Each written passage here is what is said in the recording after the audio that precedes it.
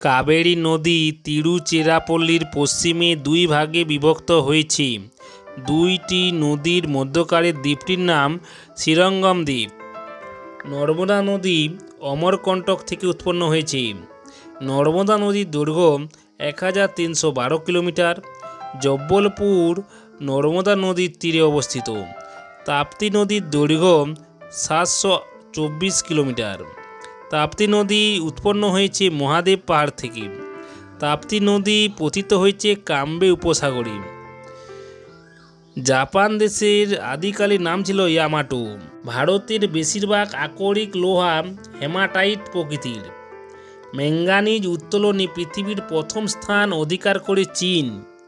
সমুদ্রের জলে সাধারণ লবণতা অর্থাৎ প্রতি 1000 গ্রাম সমুদ্র জলে লবণের পরিমাণ 35 গ্রাম থাকে।